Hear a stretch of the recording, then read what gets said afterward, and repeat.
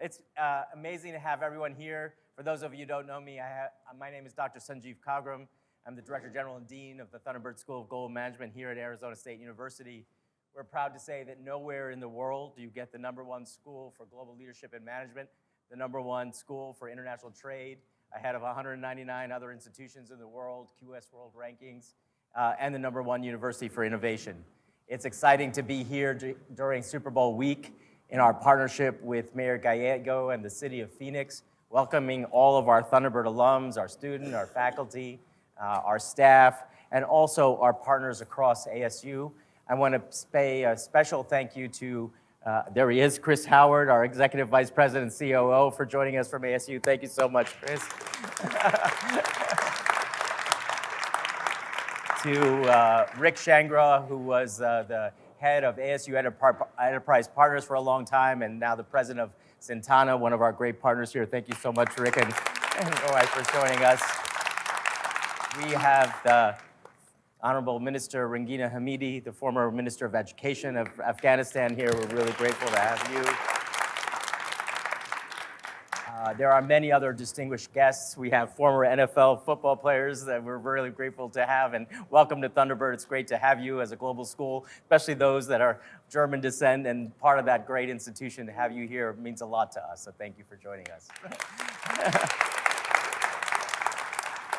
We're proud to be co-sponsoring with the city of Phoenix the world's first ever AR scavenger activation around a major sporting event like the Super Bowl. So if you get a chance, scan the codes. They're around here. If you want to, it's the most technologically advanced headquarters of a global leadership management professional school in the world.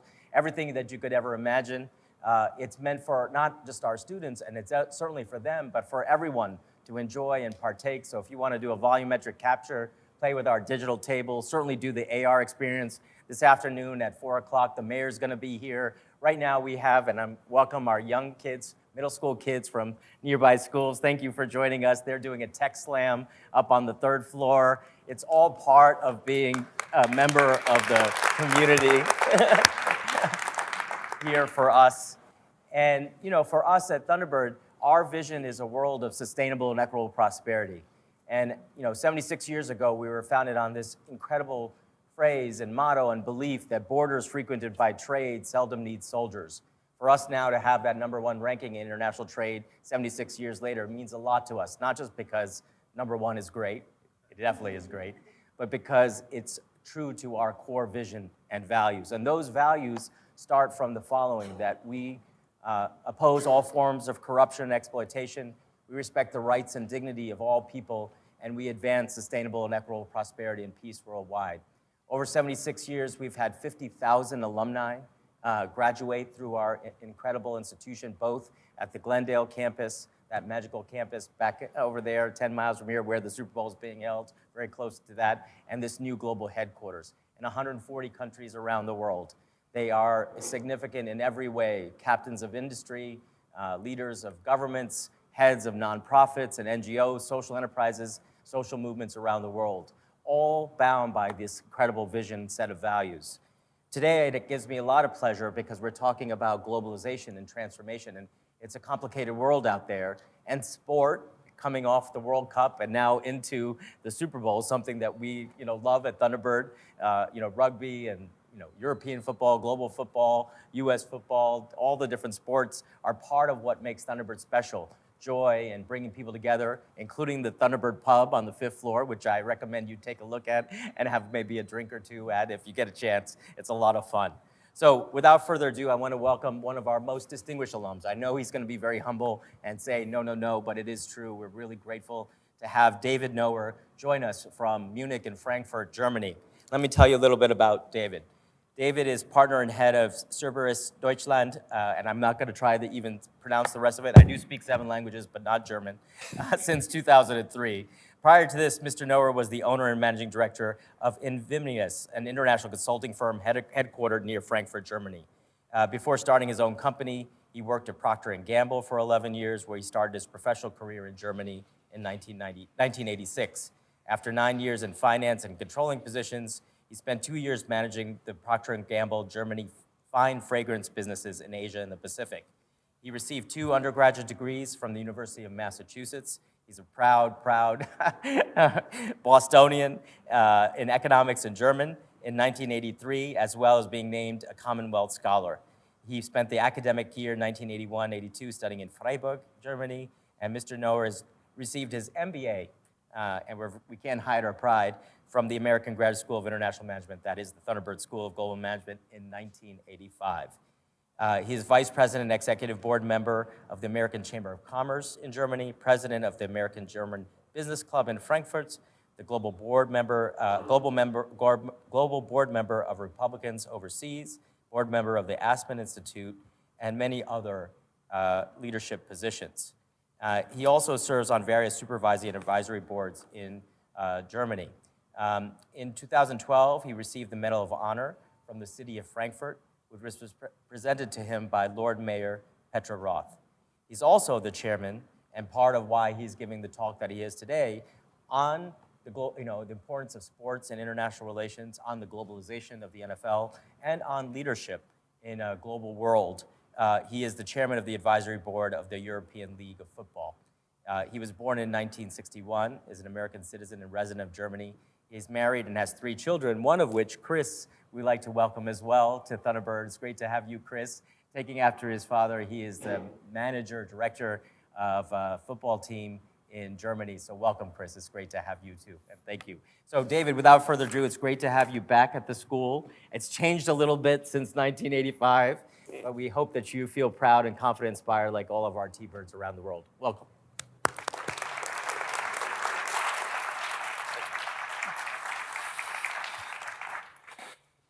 Well, good afternoon, everyone, and warm welcome to you all. Thank you for joining us, and a huge thanks to the Dean for putting this on.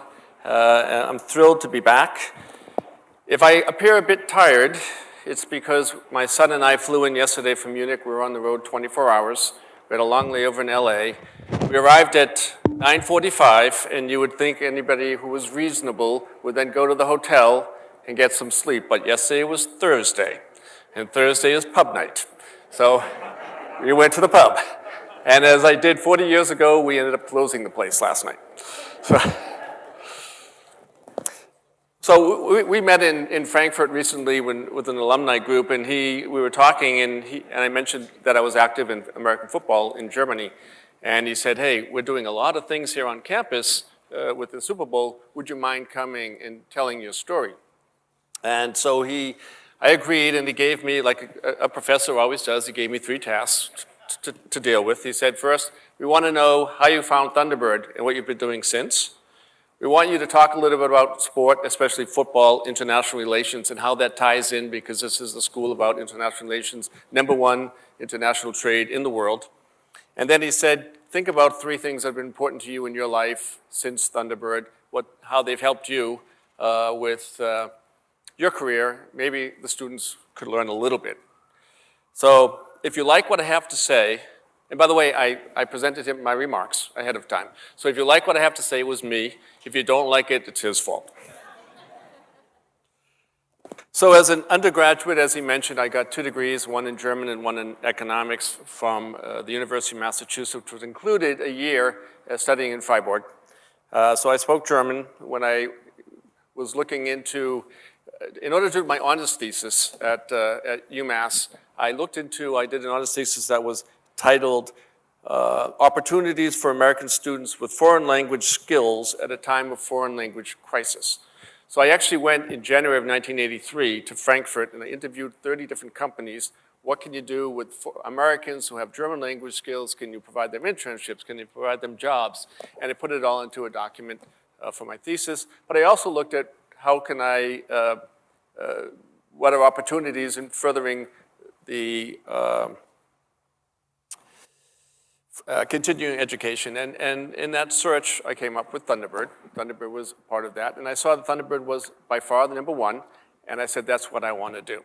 Didn't have a lot of money back then, so I took a year off, worked a few jobs, and then I applied, and they accepted me. So thank you very much for that. So I attended Thunderbird in 1984 and 1985. At the time, we were out at the Glendale campus, where the old Thunderbirds from World War II that he described were. And it was a lot of work, a lot of fun. I don't know how many of you have done the Salt River excursion. If you haven't, you should. It's legendary. If the water levels are low, if it's high, it's 4 hours. It's all good. If it's low, it's 7 hours, and you better make sure you have enough sun cream, otherwise you're in trouble. So we were talking about this before, and I remember my first semester here at Thunderbird, I ordered and I scheduled a lot of classes on Fridays. That was before I knew about Thursday night pub night. My second and third semester here, I had no classes on Fridays. And I've seen, I mentioned the progress that we've seen. He took me around and showed me the campus this morning. It's amazing. I mean, technically, my son will tell you, I'm technology challenged. I don't get it. But what's going on here is just so amazing, and you've done an amazing job, so thank you very much for making my education more valuable than it has been in a long time. So thank you for that. But not only did he update the campus and do a lot with the campus, he also got rid of Friday classes, which was a very smart thing to do. During my time at Thunderbird, like as an undergrad, I was the president of the German club. I hung out with all the German exchange students that came over from Österreich-Winkel. That was a great exchange program. And some of the people that came over back in 84, 85 are still friends today. And it was an excellent group of people. For example, Kai-Uwe Rieker was with me. He went on to become the CEO of Deutsche Telekom. Jochen Seitz, he went on to become the CEO of Puma. And now he's the CEO of Harley-Davidson. Then we had Christian Fongen, who ran Booz Allen Hamilton for all of Europe. And then a really good friend, Manfred Harder, who was an exchange student. He loved it so much, he came back for a year and got his degree, and he's one of the senior partners with Will & Berger. In January of 85, I was very lucky that there was a gentleman who got invited to do 3 different internships. I was number 2 on the list, but he chose a different one, so I got the Mellon Bank internship. And I went off to Mellon Bank for a semester. It was good money. It helped me with the tuition. It was a great experience. And I was working there for a gentleman who was a T-Bird alum. So the T-Bird alumni organization is something that's so valuable. It's amazing. And he offered this internship. So I arrived at Mellon Bank, and this was 1985. And he said, so you know how to work a PC? And I said, what's a PC? He said, you know Lotus 123? I said, what's Lotus 123? And he gave me he said, back in the cubicle, there's a computer, here's a book, come see me in 2 weeks, teach yourself. So I did, and I did so much there. It was such a thrill. I learned a lot. And then in April of 85, the CEO of Mellon Bank came to me and said, hey, would you mind staying for an extra semester and doing a competitive analysis of banking for me? And I thought, summer in Pittsburgh earning money or summer in Arizona not earning money? Not a tough choice. And then in the fall of 1985, I had a letter in my mailbox. And back then, of course, we had real mailboxes. We didn't have email. And it said, your name is on a list for interviews. So I went and checked it out, and there was a list, Procter & Gamble. And there were 10 names on that list. 9 were foreigners. I was the only American, which I thought was kind of strange because at the end of the day, I knew there were a lot of people on campus who were much better than me academically. So it didn't make any sense. But I did it, and we had the interviews, and then I was flown to Cincinnati for what they call the flyback. And it was perfect because we graduated on December 13th, 1985. I didn't have enough money to get back to Boston. So they flew me to Cincinnati for 2 days of interviews. We did the interviews, and in the final interview with the head of finance, I said, you know, if there's something you take from these 2 days of interviews, if it's ever possible, I would really love to work in Germany one day. And he looked at me like I was, you know, I had 3 noses and 7 ears. He said, what are you talking about? I said, yeah, I'd love to. He said, that's why you're here. We're interviewing you for Germany. So, and that's why my name was on that list. I wasn't there as an American, I was there as a German. And so I flew back to Boston on the 23rd of December, 85. On the 24th, he called me and he said, we'd love to hire you to work in Germany. I said, Merry Christmas to you too, I'll take it. And, but it was 3 months before I had my working papers, so what did I do? I flew to Arizona, spent obviously the winter in Arizona versus the winter in Boston, and I taught a Lotus 1, 2, 3 course that I learned at Mellon Bank. So it was really cool.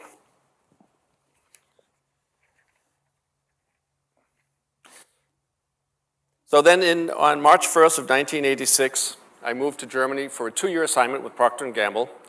I met Christopher's mother, and I've been there for 37 years. I did, as was mentioned, I did 11 years with Procter & Gamble. Interesting, the final 2 years I was working on the fine fragrance business in Asia Pacific. So I was 3 weeks in Germany, 3 weeks in Asia, 3 weeks in Germany, 3 weeks in Asia. And my stops were always fly to Bangkok, down to Singapore, to Manila, Hong Kong, Taipei, Seoul, every 6 weeks. And then there was always 1 or 2 other countries on top. What I did back then, before I would go, is I'd call Thunderbird, and I'd say, give me a list of the alumni in those cities. So I have local people that I can talk to, who can show me the lay of the land. It was amazing. So the Thunderbird education, it's an education that just keeps giving. No matter where you are in the world, the name Thunderbird, in all the major capitals, it's just so big.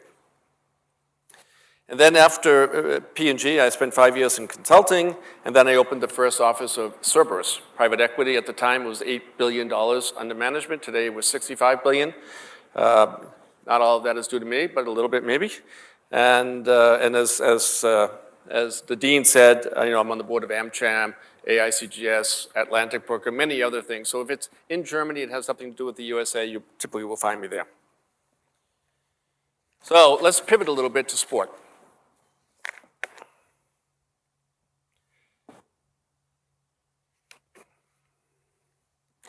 So in 1989, when I got to Frankfurt, I spent my first 2 years in Euskirchen at a diaper plant where we made a couple billion diapers a year.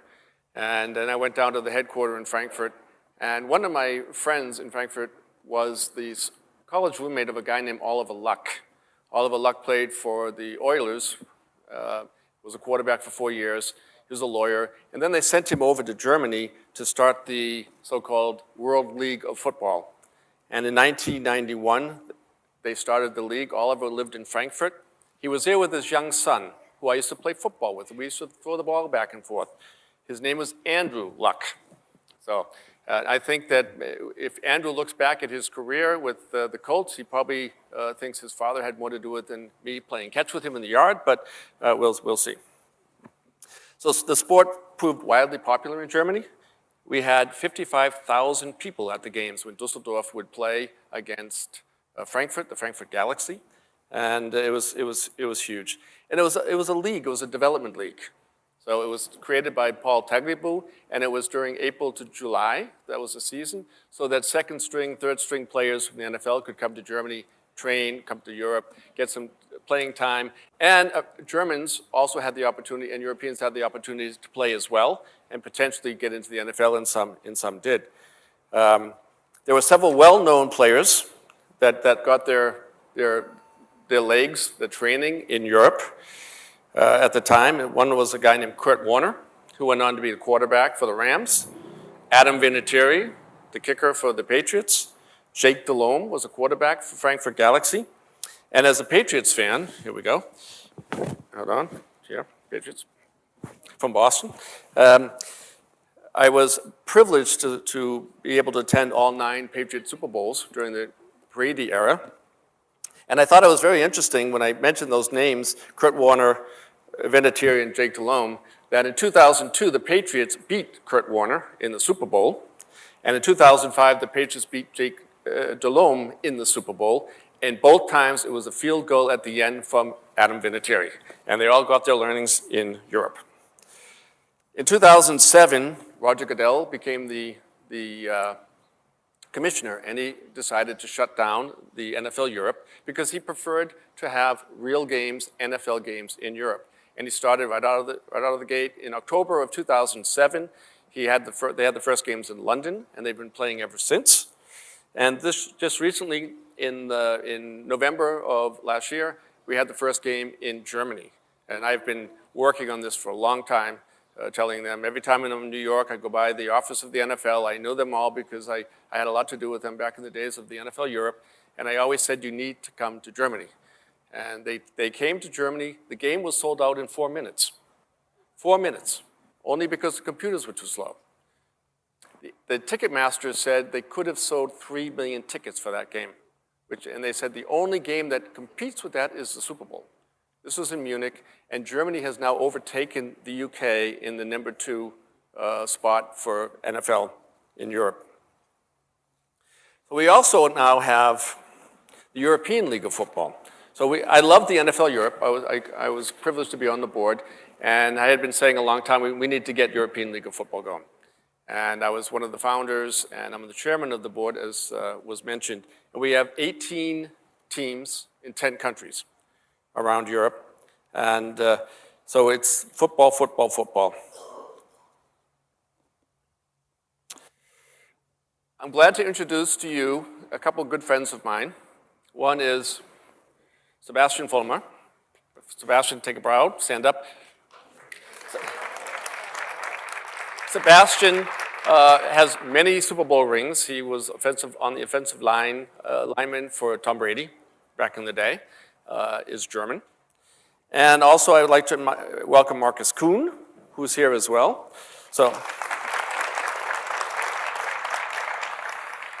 Marcus Kuhn is famous for one thing. Well, he's probably famous for a lot of things. Sorry. Marcus Kuhn is the first German to ever score a touchdown in the NFL.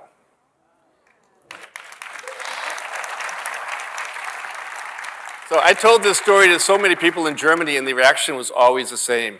Wow. It's really, I mean, his head is already pretty big, but unfortunately, as a Patriots fan, Marcus did that with the Giants. And I can recall I was here in the stadium when the Giants beat the Patriots in the almost perfect season, the helmet catch.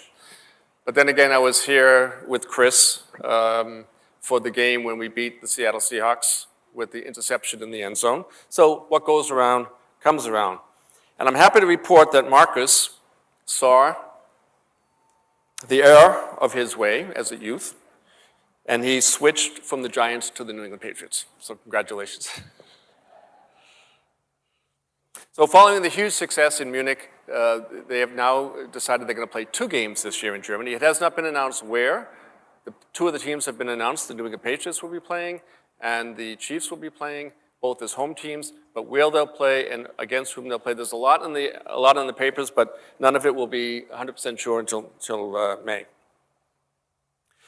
So let's talk a little bit about the internationalization of sport and how important it is for international relations. This is the school to talk about international.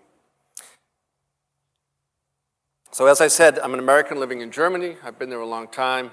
You can take DNA. My DNA is sport. The DNA of Americans is sport.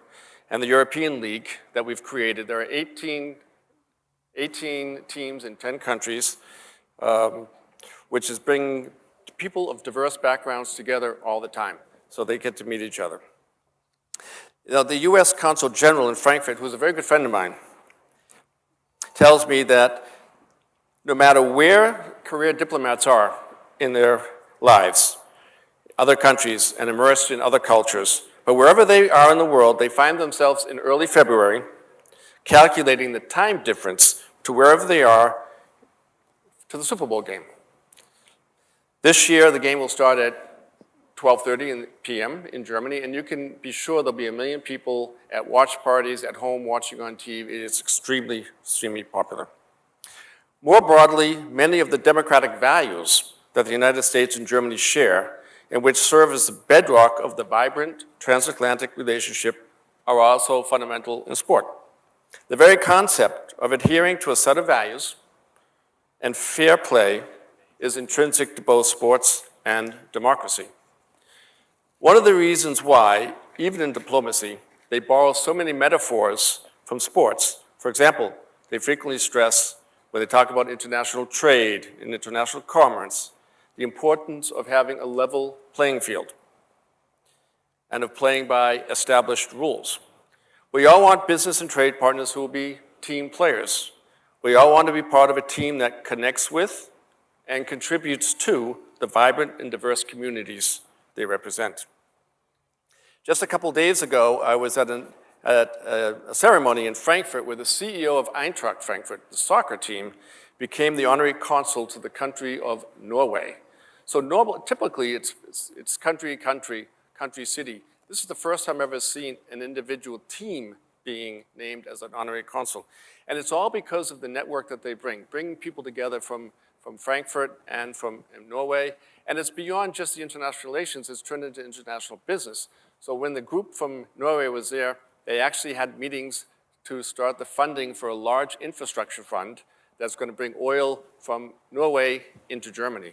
So this is all came out of the sport.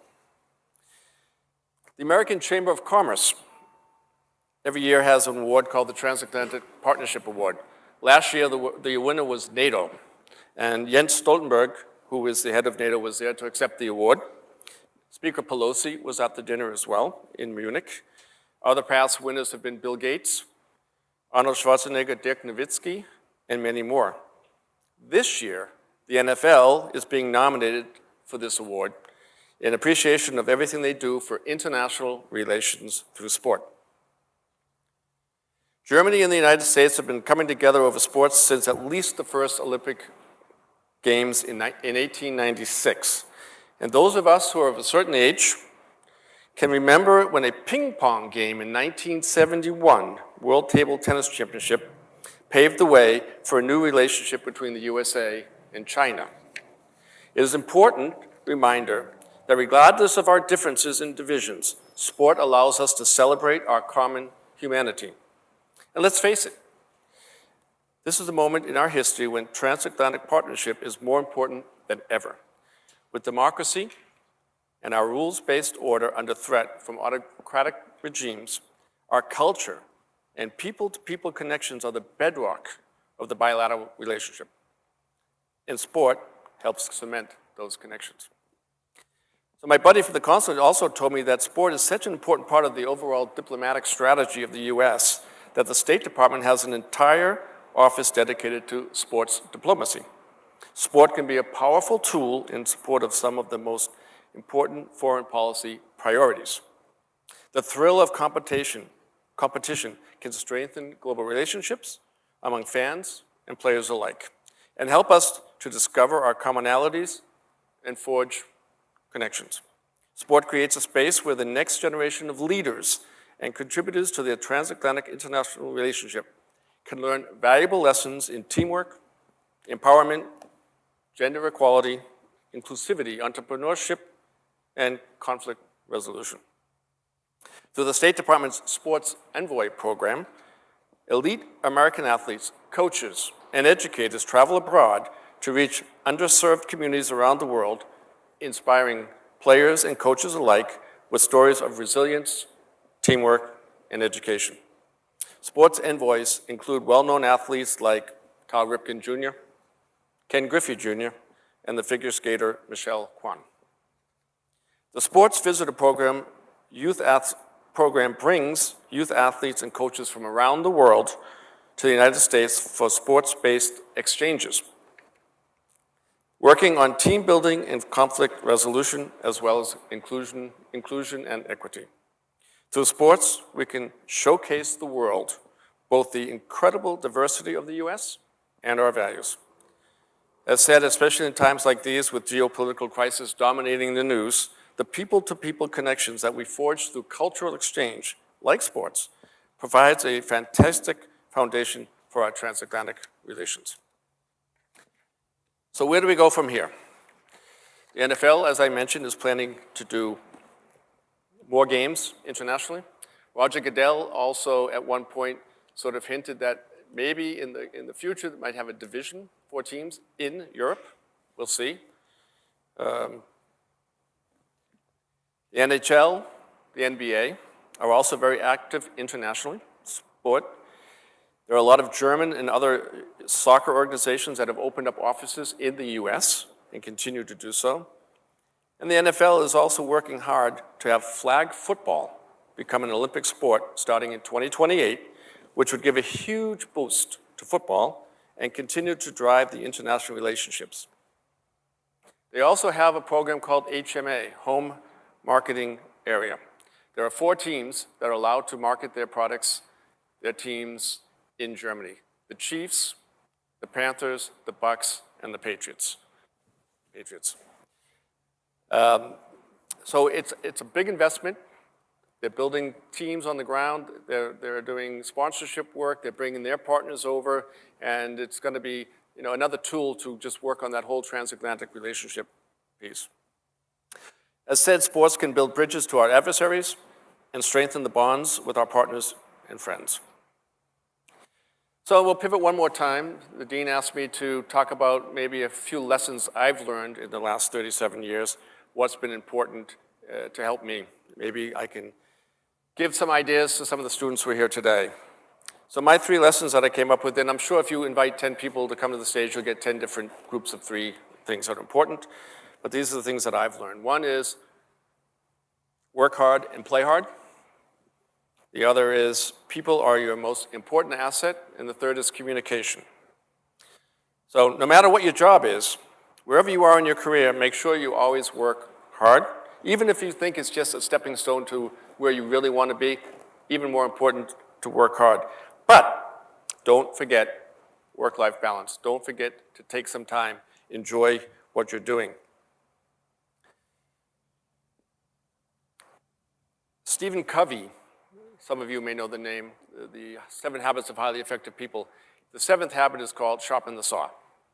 And what does that describe? There are 2 lumberjacks with one of those huge saws, and they're out sawing the tree, and they're sawing, and they're working hard, and they're sweating, and they're working really, really hard. And then somebody comes by and says, well, excuse me, but I think the saw is dull.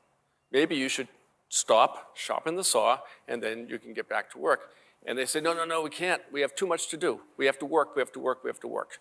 And obviously, if they had taken the time to stop, sharpen the saw, they would have cut through the tree quickly, and they would have been moving on. The second thing that was important for me is people. People are our most important asset. I mean, some of these things sound, okay, yeah, we know that, right? But it really is. As I always say, it's sort of like the golden rule, do unto others as you would have them to do unto you, and it will come back. Whether it's the custodian, the waiter in the cafeteria, the intern, the accountant, or the CEO. Treat everybody the same, treat everybody with respect, and that will come back to you. I had some situations in companies where somebody wanted to leave, and the bosses got upset, they took it personally, and they tried to block it. I was the opposite. If I had people in my teams that I thought had opportunities elsewhere that could improve their careers, I helped them. I wrote their references and worked with them. One of them was somebody who I actually hired at P&G from Thunderbird back in the day. And these people are all, 30 years later, still very close friends of mine. One, in fact, 10 years after he left, I was at Cerberus. I hired him back as the CFO of Cerberus because we had such a great relationship, and he helped me to build the Cerberus business. So take care of your people, and they will take care of you. I had a boss at another company, and he was actually the owner, and there were several hundred employees, and one day, one of the longer-term employees suffered a psychological breakdown. He needed medicine to cope. Well, most companies probably would have found a way to ease him out of the company. No, this guy did not do that. The owner kept him and told him, work at your own pace, your job is secure, same pay, same bonus that you've been receiving all these years.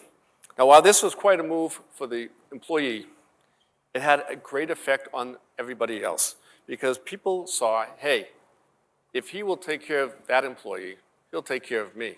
And the motivation to really strive to work hard and to be successful is even more. The top 60 people at that company have been there for more than 20 years. That adds to the value of the company. One other anecdote, I was just visiting, having meetings in a southeastern European country and with the CEO and the owner, big family office. And he decided to celebrate his 50th birthday. And he celebrated on Mykonos in Greece. 200 people he invited. He paid for the flights, the hotels. He paid everything. 33% of the people he invited were his business associates. 33% were friends and family. And 33% were his closest employees. Management, his driver, his secretaries, the people that took care of his yard. For him, there was no difference in people. And his company is hugely successful, and that, I think, is a true part of it. And finally, communication. Obviously, it's critical to have successful deals. With companies, you need to communicate accurately. With communication, more important than getting it right is not getting it wrong. Today, with email and WhatsApp, WhatsApps and emails can be easily misunderstood. So it's so much more important, get on the phone, or better, meet in person when you're working towards a successful deal. And also remember something that's very important. It's not important what you say. It's important what they hear. So make sure that people are hearing what you intend to say. And it's also, in communication, important to really understand the counterparty when you're negotiating. You miss important information, and it can be difficult. So there's a management training that I've seen done many, many times, back in Procter & Gamble and other places. So you have two teams, and they both have a piece of paper with their task. In the middle, there is a box with 1,000 oranges. I don't know if any of you know this story, but there's 1,000 oranges. And both teams have as their task to get all the oranges to be successful. You need all. So, and then they start the negotiation, and boy, is that fun. You know, one team will say, hey, we'll pay you a fee if you give us all the oranges, or we'll share the profit, or next time you guys have the deal and we have the deal. And it goes on and on and on, because they didn't ask the proper questions. If you ask the proper questions and know your counterparty, it can be very simple. I've seen this done many times, and I haven't seen anybody complete the task in the allotted time. What would be the simple question that people could have asked? I don't know how many, anybody know the story? The question they should have asked is, why do you need the oranges? One team needed the rinds to make medicine. The other team needed the juice to make juice for kindergarten. So if they had asked that simple question, they would have both had all 1,000 oranges, and they would have been successful. Know your counterparty, understand what they're doing, and where they're going. So work hard, play hard. People are your most important asset, and communication. So in conclusion, we'll bring it back to football again, because that's why we're all here. The NFL, if the NFL is able to realize their goal of having flag football in the Olympics, then we're going to enjoy one heck of a ride in the future. You may have seen that the NFL at the Pro Bowl in Las Vegas played flag football. Marcus was there, Sebastian was there. They had also a school contest from around the world, and the team from Germany was actually from Frankfurt, the winner. And they came in, all expenses paid by the NFL, to be in Las Vegas for the tournament. These kids are our future. They're the future of sports, they're the future of football, and so much more. So now we go out enjoying the celebration. That is Super Bowl, a global event that has caught fire around the world and just keeps growing and improving. Thank you for your attention.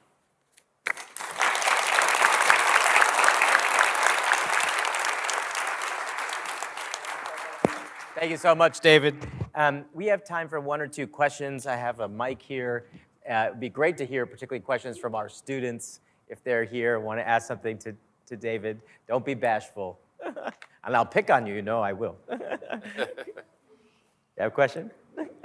Yes, please introduce yourself. Hi there, David. My name is Adi. I'm a first semester student over here at Thunderbird, and it's truly inspiring to hear your story of how you've come so far from Thunderbird and developed such a thing that has revolutionized sports in Europe also, especially for football.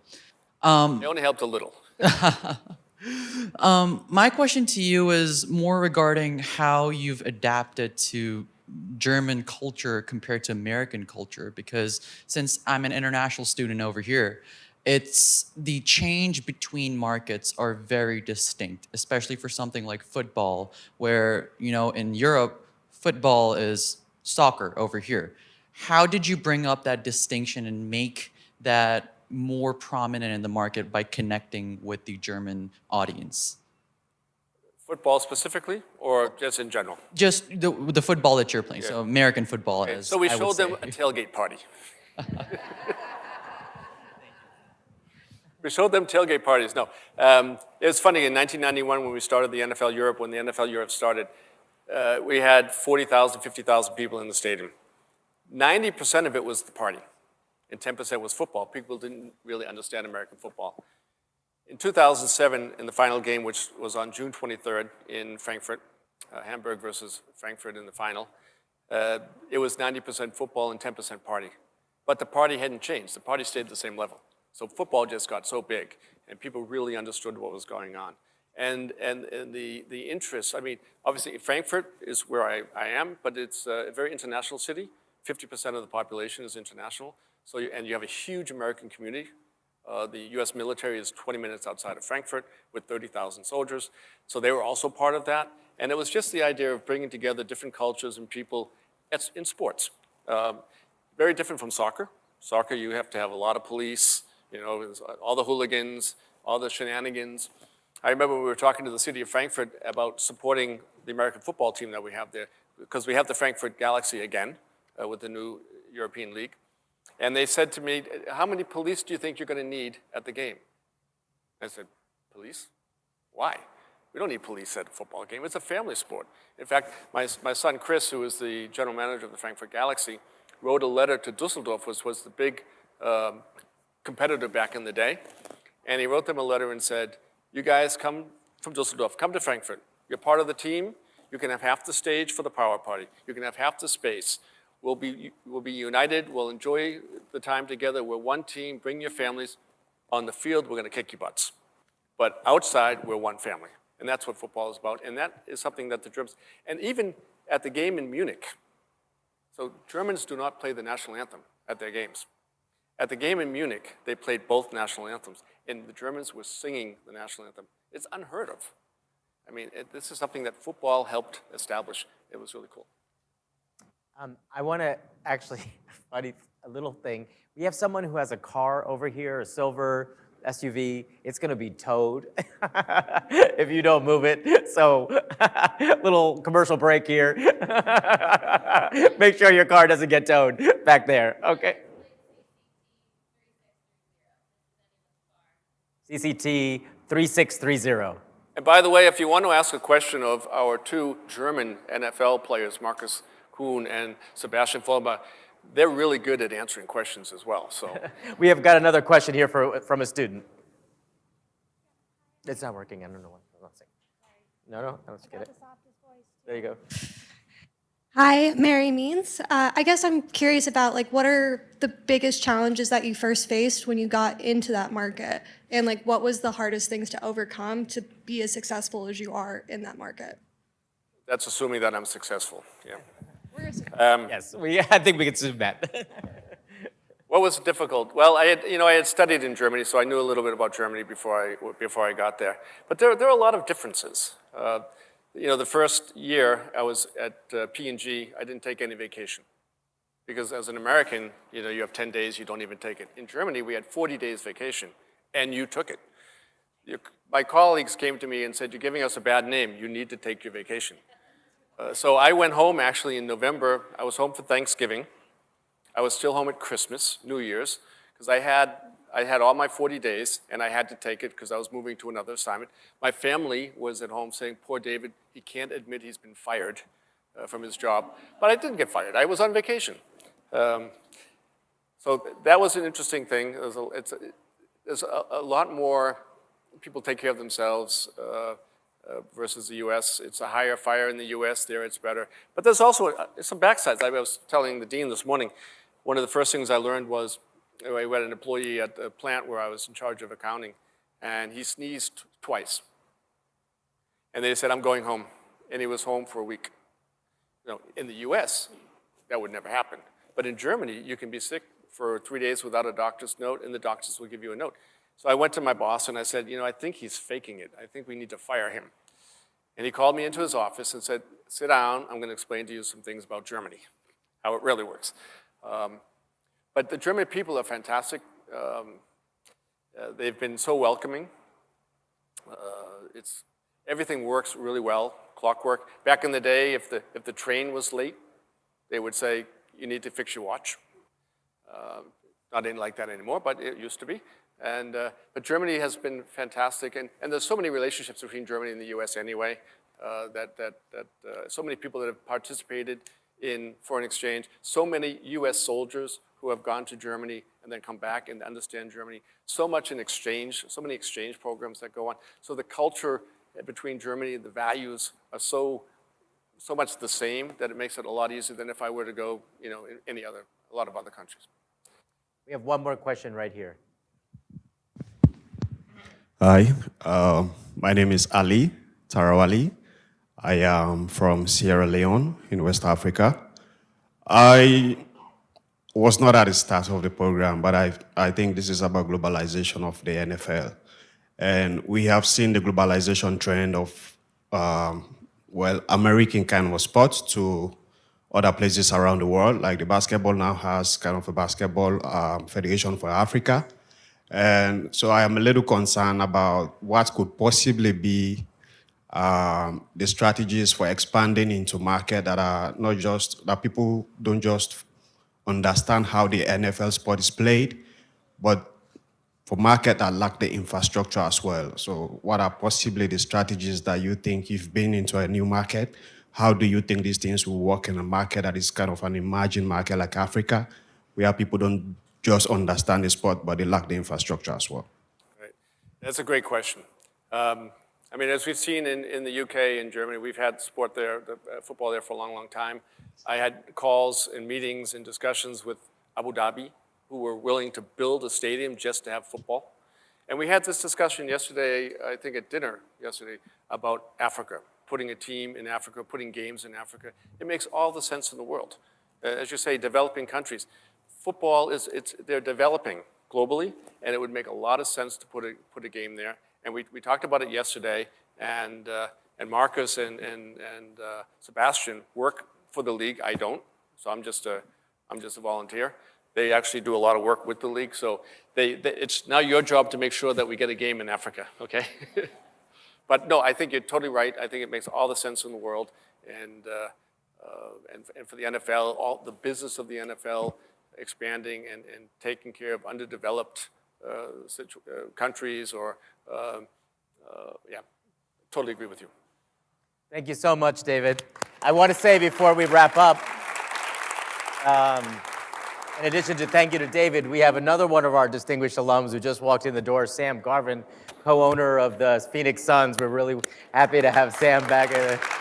And it was a fantastic moment for you to walk in, Sam, as we were asking the question about the NBA in Africa. As many of you know, we just got a wonderful gift from an incredible African billionaire philanthropist named Samba Bathily to expand our presence and programs and reach 25 million learners. He worked with the NBA to get the NBA to Africa. So we hope that we can do the same when it comes to the NFL with Sam's help, with David's help, and all of us. So thank you again, David.